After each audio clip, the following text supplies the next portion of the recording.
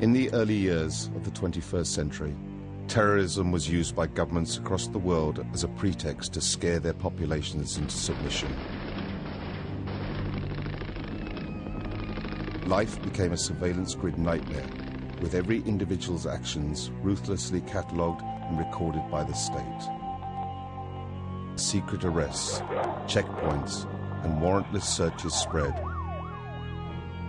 The final incremental march of the police state, culminating in open martial law. This is the story of how the elite sold their people into slavery and scared the once proud and brave people of the West into submitting to being cannon fodder in wars for world domination.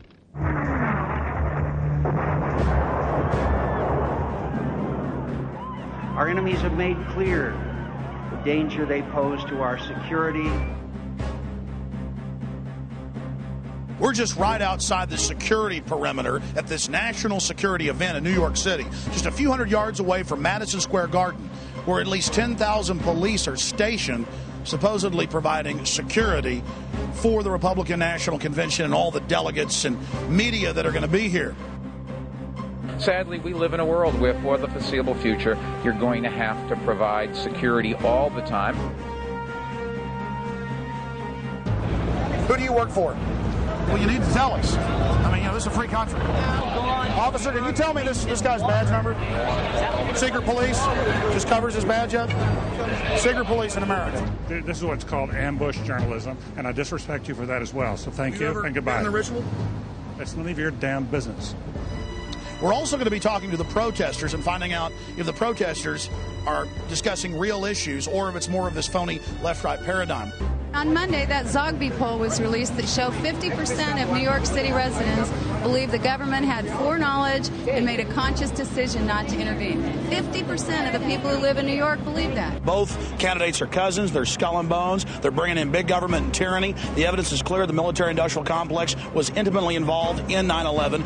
Many of the nearly 2,000 protesters arrested over the past few days have been taken to an old bus depot on Manhattan's West Side. We should call this facility what it is, and it's a concentration camp. It's the Pier 57 concentration camp. Oh, yeah, folks. We're in the middle of it now.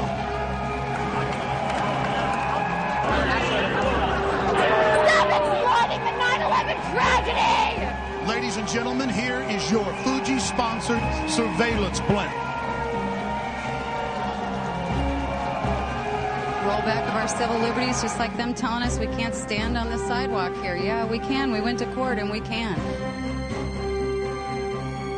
The Republicans are here and taking advantage of the 3,000 people that died right behind me for their own selfish politics, and it's very sad. He is a man of perseverance.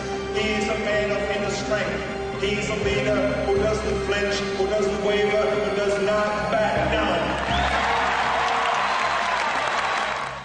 On September 11th, America was attacked.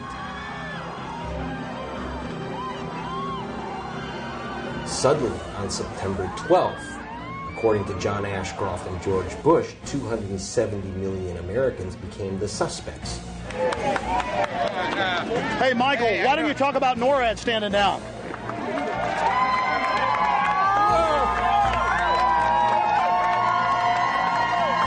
Why don't you talk about NORAD standing down, Michael?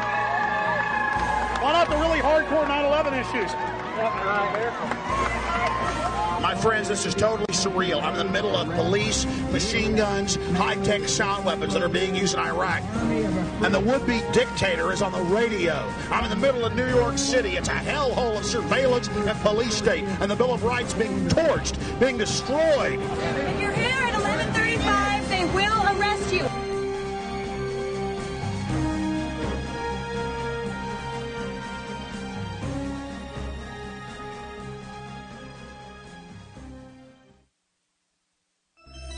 We traveled to New York to see the elite in action, but what we chronicled shook us to our very core.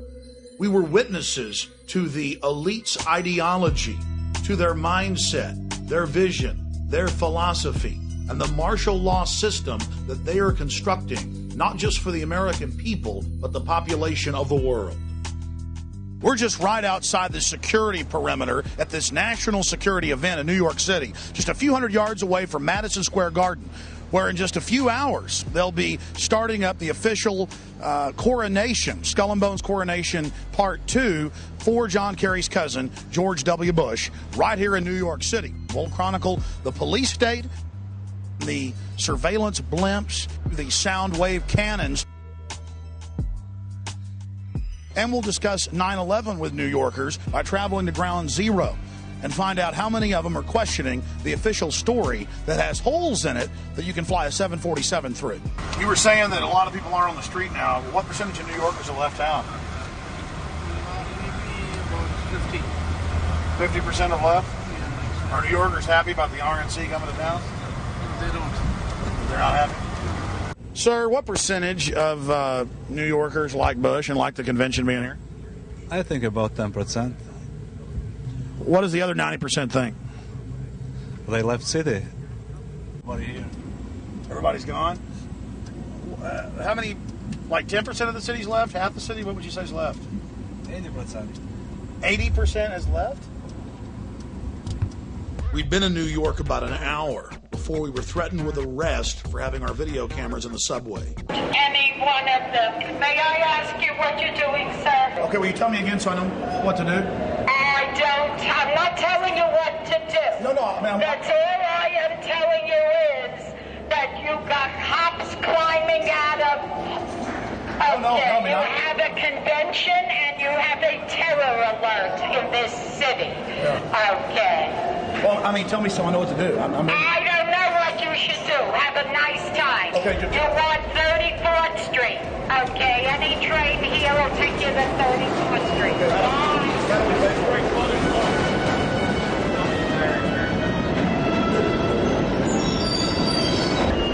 We were then threatened a second time with arrest for filming on the New York subway. And a woman who was separate from our group had her film camera taken, smashed, and the film destroyed. The footage you're about to see was shot clandestinely as the police took action against us. I got to talk to her because she took a picture. I can't get arrested. I can't. Let's not shed a tear over this now.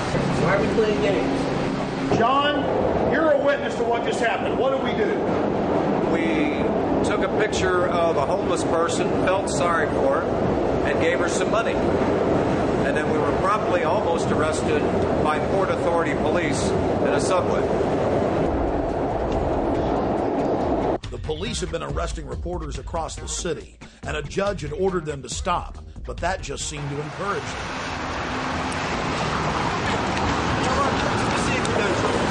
Take them out. How about we go to whoever gave those to you and get them revoked? I just asked you to do me a favor and not tape over here. It's my fault, sir. I'm his boss. No. Listen, first of all, I'm talking. I don't need you to interrupt me while I'm talking. Yes, all right? Okay. And I just got finished telling him that I don't want him taping over here. Nicely to go over to the island. Were you here when I said that? No, I was. So why are you interrupting me now? I said it's my fault. How is it your fault if you're not here? All right? How about we just leave? That would be a great idea. Okay. Why don't you leave? Okay. Did you get that? Oh, yeah. I've almost been arrested 3 times every day, anywhere in the city videotaping anything. It is an absolute nightmare. Hey, guys, get your cameras on. Yeah, what's going on? Okay, let me get, well, number one. Hey, we're allowed to be here. Folks, this is martial law. Sir, how many police were in New York? 40,000. That's a huge army. It is. I think we need more police. There's not enough police. Maybe we need 100 million police. How about 50 cops for every New Yorker? How's that sound? No, it's a little bit too outrageous.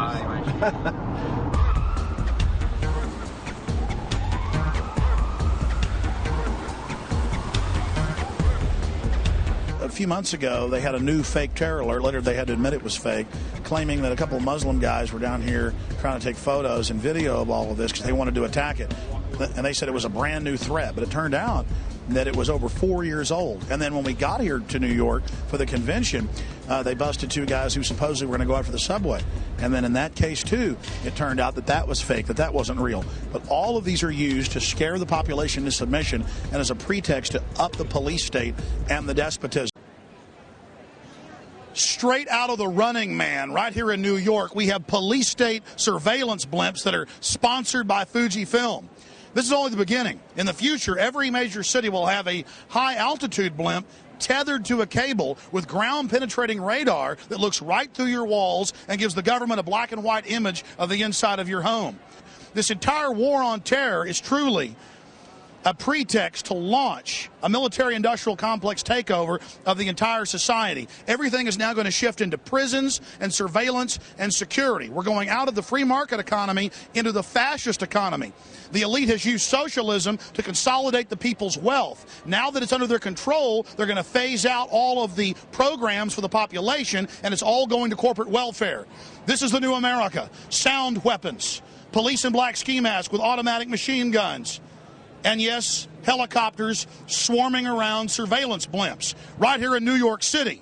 And only in the new corporate fascist America would we have a blimp for police state purposes that is sponsored by a major company. And we found out that Fuji gave free bikes to all the police, and guess why? They sold the U.S. government and a bunch of different city governments, or trying to sell other city governments, these high-tech imaging systems, these face scanning systems to recognize who we are. So our face becomes a national ID card, and Fuji is on the cutting edge of that. In the past, football teams had sponsors, or baseball teams. Then it was named stadiums after phone companies, Southwestern Bell, Nextel. Now we have the Fuji-sponsored NYPD blimp.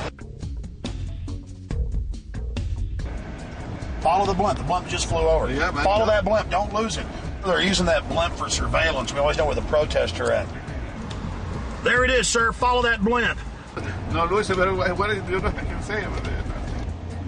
What do you guys think of the new security blimp? That's nice. I want to know how you get qualified to drive the blimp. It says Fuji and NYPD. Yes, it does. I want to go to blimp school because I want to fly the blimp. So is Fuji now with the police department, or are you guys renting it? I think we're renting it. You know, renting the balloon. Yeah, believe it or not, right? I heard a story that the police, in some of their helmets, have cameras.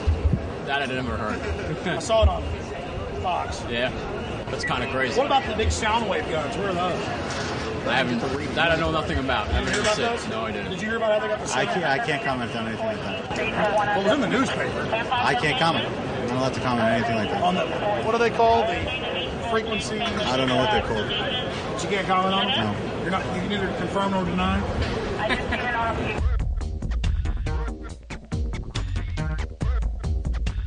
So it's going to be between 14th and 23rd Street, between 5th and 8th Avenue. It's going to be on 3 Street. We're trying to find out how many of these protesters actually know what they're talking about and know what real issues are. So we're going to now go down the road and get in front of the demonstration that's massing right now. Then it's going to march down towards Madison Square Garden. We'll be there covering it when they come marching in.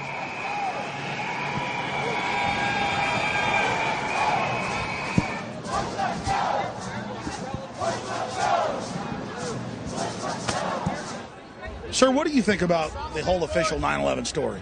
Our government appears to be to have had a lot of cooperation with the forces that caused it to happen.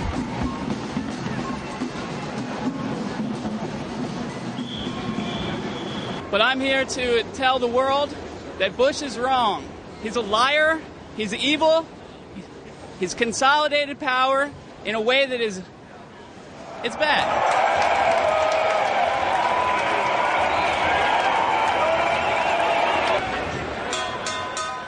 Now, as most of you know, we're not left-wing or right-wing. We're into freedom, the Bill of Rights, the Constitution. And whether it was Bill Clinton or George Bush, those freedoms are being destroyed. Under Bush, it's all accelerated.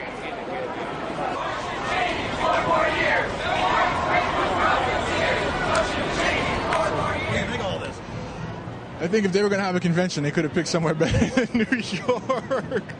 And it seems like Bush is trying to bind himself to the 9/11 tragedy. Do you have any comments on that? I was there, and anybody that's going to try and put themselves above the people that actually help pull those people out is not worth my comment, man. I was there.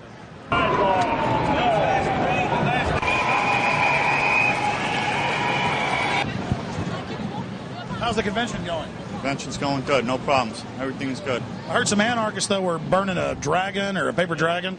Not over here. Everything's quiet, you know? Everything's so far so good. What's the blimp doing? Just keeping an eye on things, I guess. I love being a puppet for the New World Order. They will be my slaves. I am the mini-me of Lord Bush. Oh, it feels so good. I'm enslaving them and destroying the Bill of Rights. Oh, it's so powerful. I will soon rule everything. Oh, yes. We've been talking to a lot of the protesters, and most of them say Bush bad, Kerry good. The problem is Bush and Kerry are cousins. Kerry's for the war. And one of the few signs that we've seen that is exposing that both of them work for the same people and are part of a false choice is this communist revolution sign. But, you know, I go back to 1958 when Eisenhower called Fidel Castro the Abraham Lincoln of Latin America.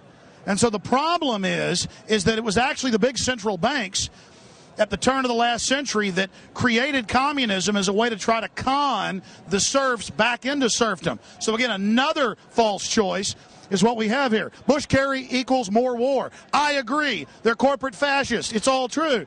But then the corporate fascists have funded this as their counter-revolution control valve. This is the true complexity that we're facing. And until we figure that out, we're going to lose all our freedoms, and they're going to keep winning. How you doing, ma'am? Hey, I like the top part of your sign. I agree they're all controlled. Are you a communist? Go away. But it says communist revolution. I really don't want to stop bothering this lady. What are you worried about? What am I? I'm not. What did you say? I didn't hear you. How can you say that? How can I say what? Very nasty what you just said. Did you hear what he just said?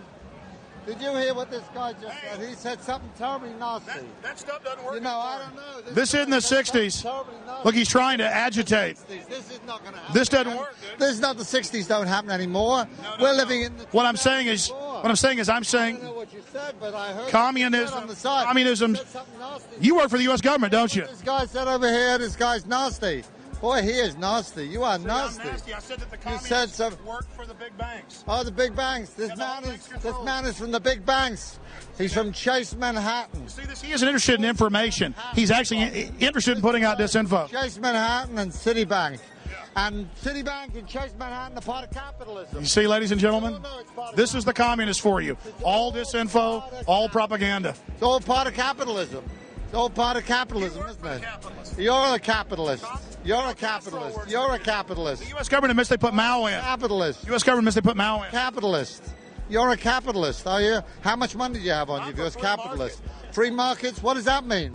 You're capitalist masters. What does a free market mean? What's a free market? How long have you been a person? How long have you been a jerk? Right. How long have you been a jerk? How long have you been a jerk? How long have you been a jerk? How long have you been a jerk? Do what, me? Grow up. Who should? You should, asshole. Grow up. No, I'm trying to find out. I agree with the top. I'm trying to find anything. I'm trying to be a disruptive jerk. Why don't you grow up and get out of here, please? Bush-Kerry equals more war. I agree with that. Thank you. Good. But what I'm saying is that the communists were actually, at the beginning, funded by the same people. It's all consolidation. That's all I'm saying. Good. Thank you. So you guys don't care about facts. It's all just disinfo. Good. Thank you. Yeah. Sounds good to me. Thanks. So you don't care that Stalin killed 50 million people? So, yeah. So go ahead. So what else? So you don't care? So who are you? Kill. How many people did you kill? No one.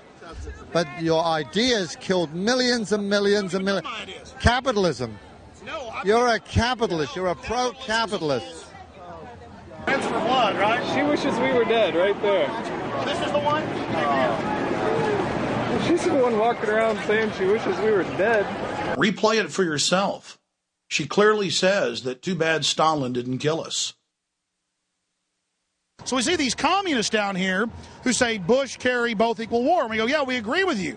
But why are you for communism? Because communism actually, as Professor Carol Quigley at Georgetown, Bill Clinton's mentor, said, was a creation of the big banks to centralize governments and con the people into a movement for the population that was really for the establishment. And they began to threaten to want to kill us. Some of it we got on tape, some of it we didn't. Hey, guys, How's it going? Tell us what you think about this. We're members of the Revolutionary Communist Youth Brigade. Tell us what you believe in. That's it, man. If you want to talk to us, you got to talk to us. You gotta talk to Stalin, in other words. If you want to connect an interview, we can hook you up with our spokesperson. You're not allowed to talk yourself? If you want an interview, you should talk to the spokesperson. Well, have fun. So your leaders don't let you talk yourselves? They've never been to the Soviet Union, Poland, or anywhere in the Eastern Bloc. Look at them. They're like 18 and 20. Come on. And you got these old... Who's that? Why don't you talk to some mainstream Americans? You're talking to everybody. Okay. Okay, we know where you're coming from. You're looking to to make people in Lima. No, sir. We're not mainstream media. We're actually trying to just make a documentary about all the different views that are at the convention. And everybody's been real nice to us, but communists, they always flip out when we try to talk to them. So now it is becoming an issue with them because they're so ridiculous. Documentary on all views. You're very biased. Probably work for Fox. Yeah, I probably work for Fox. That's right. Okay, get lost. You only knew how ridiculous that was. I've exposed George Bush for carrying out 9/11. I've exposed Bill Clinton. They all work for the globalists. And the globalists funded you little people. You guys need to wake up. Sir, a lot of New Yorkers have said, and the polls show 80% don't want Bush to have the convention here, but they're doing it. And some people say that he's being opportunistic, trying to associate himself with 9/11. Oh, I disagree entirely. I think this is the perfect venue for Bush and the RNC to hold this event. I mean, New York City is a world capital place, big focus in New York from the rest of America, and I think it's a perfect venue irrespective of your party leanings. Have you seen any of the protesters while you've been in town, and what do you think of them if you have? Well, we've seen a few of them. Mostly, of course, they're kept away from the delegates.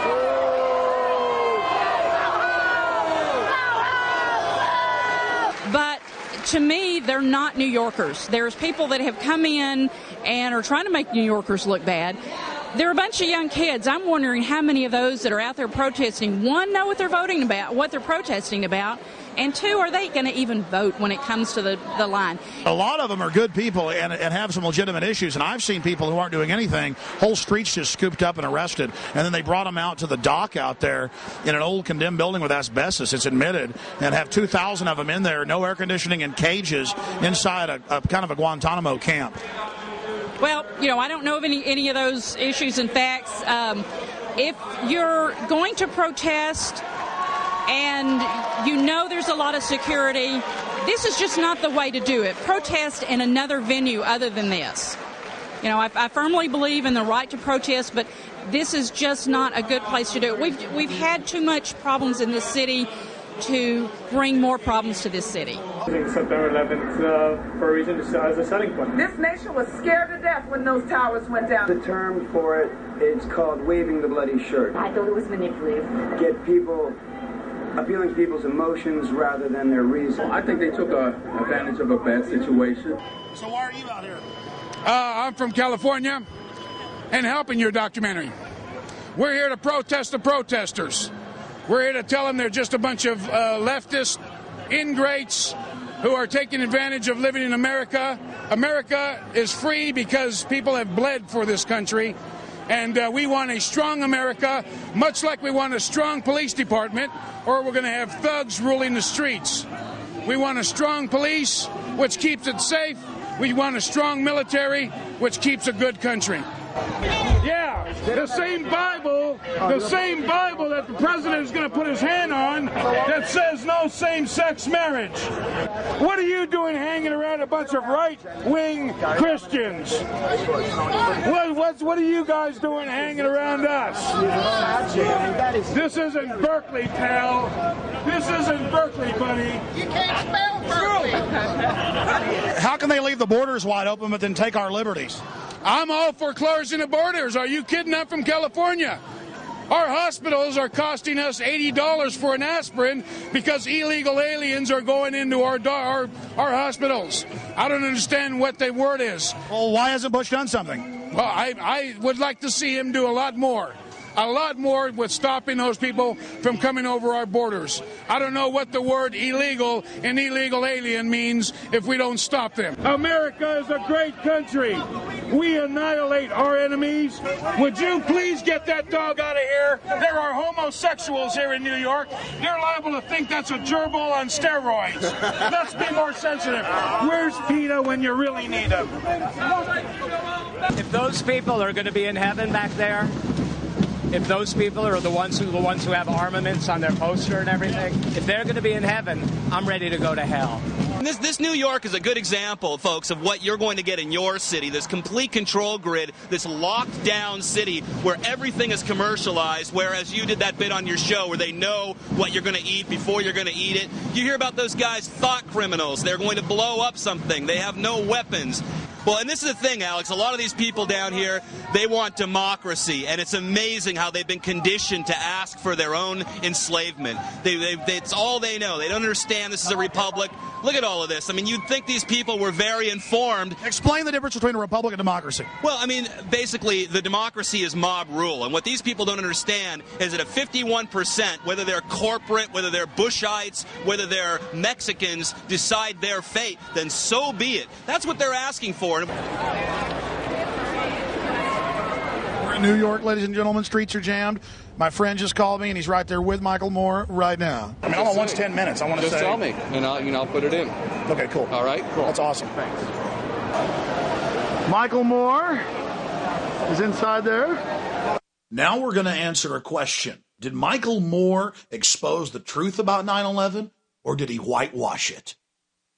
You know, George Bush has said that anybody that has any connections to Al-Qaeda, should be arrested.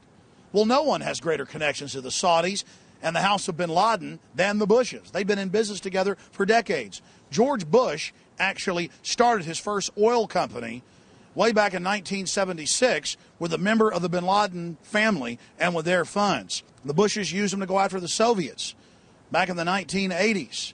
And bin Laden, according to a Senate report, was actually used to attack the Serbs back in the late 1990s. So when the Serbs fought back, they could say, oh, look, see, they're a bunch of terrorists. We've got to go in and take out the Serbs. My friends, the government had complete and total prior knowledge of the horrible events that happened here. And at the bare minimum, they allowed this tragedy to take place as a pretext to scare the population into total abject fear and then submission. In his film Fahrenheit 9/11, Michael Moore doesn't even talk about things that MSNBC and the Associated Press have reported on. That Osama bin Laden's code name in the CIA was Tim Osman. That he was a CIA asset trained in the 1970s and used against the Russians in the 1980s in Afghanistan. Then, of course, he helped against the Serbs in the late 1990s. Over and over again, Osama bin Laden has been used as a tool of the U.S. government and its interest. Anytime they need to create a crisis anywhere on the planet, bin Laden comes to their rescue as the fire starter they need to create the crisis so they can offer their solution. Or why didn't he talk about the huge 9/11 truth movement that sprung up right after 9/11, made up of hundreds of the victims' families of September 11th, alleging government involvement in the attacks? Why didn't the film talk about the official U.S. government plan to carry out terror attacks in America and blame it on foreign enemies? Operation Northwoods. It even called for hijacking jets by remote control and crashing them, bombing D.C., committing sniper attacks. No, Michael Moore didn't discuss this. Something ABC News and the Baltimore Sun were willing to do, Michael Moore wouldn't get near. Or did you know that it's admitted fact that public officials, federal, state, and local across the land, were called by the White House in the days before 9/11 and told not to fly to New York on the day of September 11th? Mayor Willie Brown of San Francisco was called by the White House and told, don't fly to New York on the morning of September 11th. He was called September 10th. Why didn't Moore talk about this? John Ashcroft, the Attorney General, just a few weeks before September 11th, stopped flying commercial, citing a hijacker risk. Most shocking of all, The Joint Chiefs of Staff had a scheduled meeting in New York City on September 11th. But the day before, because of a, quote, warning, they canceled their trip to New York City. They even told MSNBC this, but it's still somewhat of a public secret, and Michael Moore isn't talking about it. Author Salman Rushdie was warned by the FAA not to fly to New York on the morning of September 11th as well. It was reported by the Times of London. We have the San Francisco Chronicle, MSNBC, the Associated Press reporting all of this. But still, the average American has been kept in the dark because it's never made the nightly news, and it's certainly never been talked about by Michael Moore. And there was no mention of the fact that NORAD stood down for the first time in its 50-year history. To their credit, something that Michael Moore and the mainstream media did get right was that in the 3 days after September 11, 2001, over 160 members of Osama bin Laden's family were flown out of the country to Saudi Arabia. This at a time when all commercial and private air traffic was grounded by the Pentagon. But that wasn't the only airlift. Seymour Hersh first broke the story at the New Yorker magazine about the airlift of evil. It was then picked up by major publications, but, well, forgotten into the memory hole. At the end of the 3-week-long Afghan war in Afghanistan, 8,000 Taliban and al-Qaeda leaders were loaded on U.S. government C-130s and flown out to Pakistan to safety. It had been their job to stir up the phony crisis in Afghanistan and then give George W. the fake victory. You see, it was a staged war. And this is one of the other big smoking guns of 9/11 government involvement that we're all supposed to forget about. Oh, the government admits they flew him out to safety, but Fox News said it was an accident. Yes, 8,000 Taliban and al-Qaeda cream the leaders being flown out to safety. And top generals were told to release Taliban generals. They were told, let them go. And some of the generals got angry and went public. The FBI has gone public, as well as the CIA. They've even leaked the orders, like W199I, where George Bush ordered them to back off Osama bin Laden and his family. In fact, they even fired some agents that refused to follow their orders. There were red flags everywhere. Everyone knew that the attack was coming. That's why so many public officials didn't go to New York. But months before, there was the Bush administration frustrating the investigations, ordering the agents off the cases, ensuring that the attacks would go forward. Then there were the media reports by respected institutions, backed up by hospital officials at the American hospital in Dubai, Pakistan, of Osama bin Laden meeting with the CIA Middle East section chief for 10 days in July of 2001, months before September 11th. The question is, what was the CIA doing meeting with Osama bin Laden? Getting their story straight? Well, look, 2.5 years ago, I said that Bush was in business with the bin Ladens. Now, FBI agents have gone on C-SPAN and said it. Okay? I mean, it was in the Miami newspapers that they were flying the bin Ladens out. And I'd read it on my radio show, and people call it a conspiracy. It was in the Miami newspapers 2 days after 9/11. They got photos of them flying the bin Ladens out of the country when you and I were not allowed to fly. Bush and his family got their first money for Bush's Arbusto oil down in Texas from the bin Laden family. FBI agent Robert Wright at the National Press Club went up there and said, I've been threatened with arrest. If I tell you what I know, here's a letter from the Justice Department. All I can tell you is the Bushes vacation with the bin Ladens. How many of you know that the supposed hijackers, it turned out 7 of them are still alive? That's the BBC. So there we were in New York just wanting to talk to Michael Moore and ask him, why didn't you talk about these really important issues, these central issues? And in between his bodyguards coming over and shoving on us and telling us not to videotape him through the window, we began to realize that Michael Moore really does George Bush a favor. In his film, he acts like Bush is just some idiot who accidentally allowed 9/11 to happen because he was on too many vacations, out fishing too much. Oh, no, that wasn't the reality. The reality is Bush and his corporate interest stood to gain from 9/11. And Michael Moore is covering up those facts. You don't want to let him eat, and once he eats, you can take a picture. Do you like your phone ringing when you're eating dinner? I'm not calling him.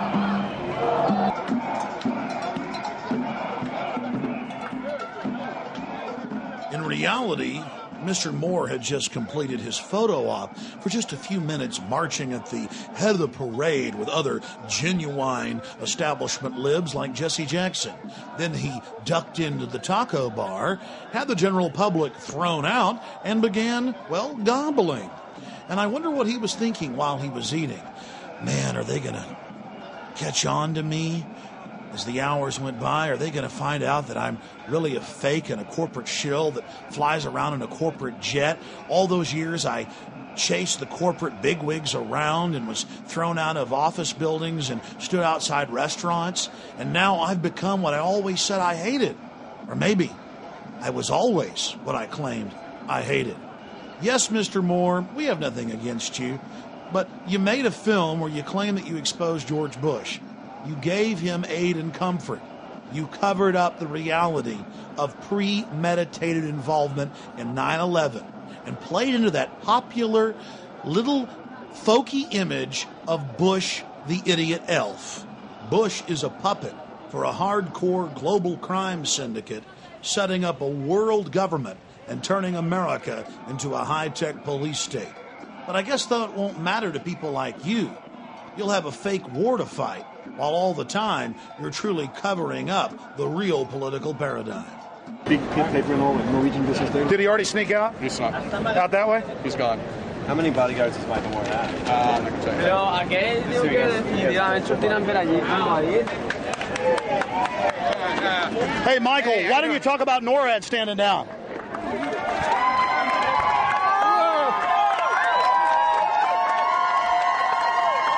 Why don't you talk about NORAD standing down, Michael? Why not the really hardcore 9/11 issues? Michael Moore and the controlled opposition like him may be afraid to even scratch the surface of 9/11, but we're not. We're going to go to the rock bottom of this horrible event and expose who truly perpetrated it, because the future of America and free humanity hangs in the balance.